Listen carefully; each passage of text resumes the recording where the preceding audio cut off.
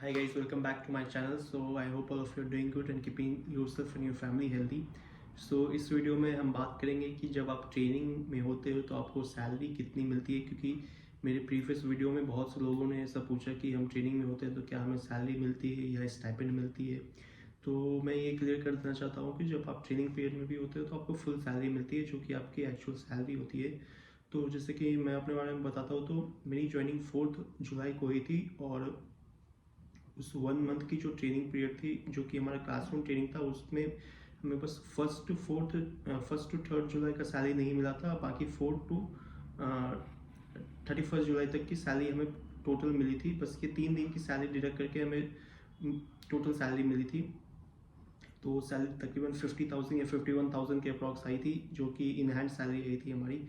तो मैं आपको टोटल सैलरी का कंपोनेंट बता देता हूँ कि हमें सैलरी में क्या क्या मिलती है। तो सैलरी को हम इसके 3 पार्ट्स में डिवाइड कर सकते हैं। आपकी जो इन हैंड सैलरी आती है, सेकेंड आपकी अलाउंसेज हो गए, थर्ड जो पर्क्स हो गए।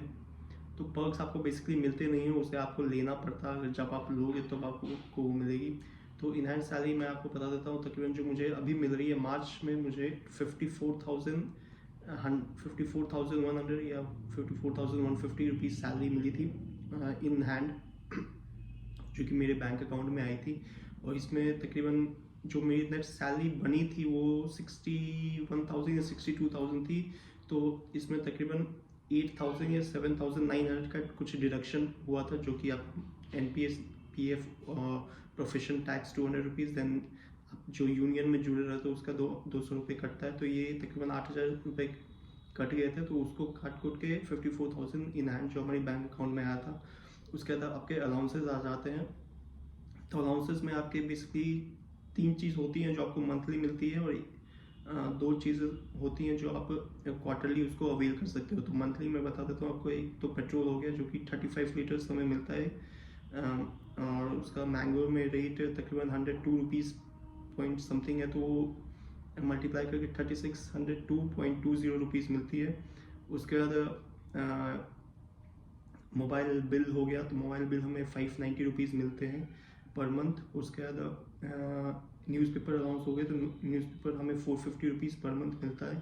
तो ये आपका मंथली हो गया। उसके बाद क्वार्टरली हमें क्लीनिंग अलाउंस मिलती है 1650 रुपीज़, 1650 रुपीज़।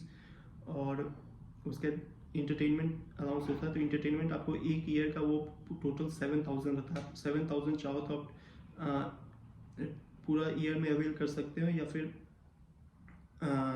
आप क्वार्टरली ले सकते हो उसको। अपने हिसाब से उसको डिवाइड करके ले सकते हो। आप 7,000 एट अ टाइम ले सकते हो, या फिर क्वार्टरली आप डिवाइड करके ले सकते हो। उसके बाद एक हमारा मेडिकल क्लेम होता है, जो कि ईयरली होता है 10,300 रुपीज़। उसको भी आप एक चाहो तो एक बार मेडिकल क्लेम कर सकते हो पूरा 10,300 रुपीज़, या फिर आपको जब जब क्लेम करना चाहते हो तो क्लेम कर सकते हो छोटा छोटा अमाउंट। मगर आपको अगर एक बार चाहिए 10,300 रुपीज़, तो आप वैसे कर सकते हो। हम लोगों ने पिछले बार ऐसा ही किया था, 10,300 रुपीज़ टोटल क्लेम कर लिया था। और इंटरटेनमेंट मैंने क्वार्टरली बेसिस पे क्लेम किया था। लास्ट टाइम इंटरटेनमेंट अलाउंस हमें 15 लास्ट फिनेंशियल में 5,250 रुपीज़ ही मिला था, क्योंकि लास्ट फिनेंशियल ईयर के फर्स्ट 3 मंथ्स में हम लोगों ने ज्वाइन नहीं किया था बैंक। तो only 3 quarters we were there in the bank, so we got only entertainment allowance only for 3 quarters, that was 5,250 rupees. सो ये टोटल सैलरी हुई। टोटल सैलरी आप अगर जोड़ोगे तो, और प्लस एक आपका हाउस रेंट अलाउंस होता है। हाउस रेंट अलाउंस मुझे नहीं मिल रहा, क्योंकि मैंने लीज रिकमेंडेशन लिया है। अगर आप हाउस रेंट अलाउंस जोड़ोगे, जो कि मैंगलोर में तकरीबन 3,240 रुपीज़ है, तो आपकी सैलरी तकरीबन 57,000 58,000 के अप्रॉक्स इन हैंड आ जाएगी। लेकिन मैं वो नहीं ले रहा, तो मुझे 54,000 मिल रही है। और जब आप HRA नहीं लेते हो, तब आपको लीज रिकमेंडेशन अगर आप ले रहे हो, तो उसमें जितना लीज होता है वो मिलता है। तो करेंटली स्केल 1 ऑफिसर्स की लीज है, जो कि मेरा मैंगलोर सिटी है, तो उसमें 14,000 रुपीज़ है। मैंने जब ज्वाइन किया तो 11,000 था, उससे मैंने 11,000 पे लिया था। अब वो बढ़ के 14,000 रुपीज़ हो गई है, तो आप 14,000 ले सकते हो।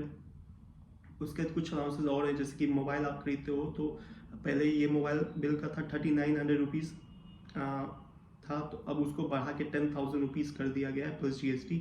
तो आप जब मोबाइल खरीदते हो तो आप ये भी क्लेम कर सकते हो। उसके बाद रिसेंटली 2-3 दिन पहले फर्नीचर अलाउंस का एक अमेंडमेंट आया है। जैसे कि पहले आपको पता होगा फर्नीचर अलाउंस मिलती थी, तो वो 10 साल के बाद आप अवेल कर सकते थे दूसरा फर्नीचर अलाउंस। लेकिन अब उसको बदल के 5 ईयर्स कर दिया गया। मतलब कि जैसे कि इस साल मैं अगर लेता हूँ फर्नीचर अलाउंस, तो मैं 5 साल बाद अब फिर से फर्नीचर अलाउंस ले सकता हूँ। लेकिन मैं आपको बता दूँ कि फर्नीचर अलाउंस आपको प्रोबेशन में नहीं मिलेगा। प्रोबेशन कंप्लीट करने के बाद ही फर्नीचर अलाउंस ले सकते हो। और फर्नीचर अलाउंस का अमाउंट करंटली जो स्किल 1 ऑफिसर्स के लिए वो है 1,20,000 रुपीज़। तो 1,20,000 रुपीज़ क्लेम कर सकते हो। और ये अलाउंस आपके डायरेक्टली जिससे परचेज किया उसके अकाउंट में जाएगा, आपके अकाउंट में नहीं आएगा, तो डायरेक्टली उनको पे हो। तो ये रहा पूरा सैलरी का ब्रेकअप। और हाँ, ट्रेनिंग के दौरान आपको पूरी सैलरी मिलती है, सो उसकी चिंता करने की कोई ज़रूरत नहीं है। मज़े से इंजॉय करिए आप लोग। और I will see you in the next video guys. So I hope all your doubts had been cleared, and I hope you like the video, and if you do so, please hit the like button and comment down your thoughts. And if you are having any doubt, comment down your doubts also in the comment box, and please subscribe to my channel guys. Bye, see you in the next video.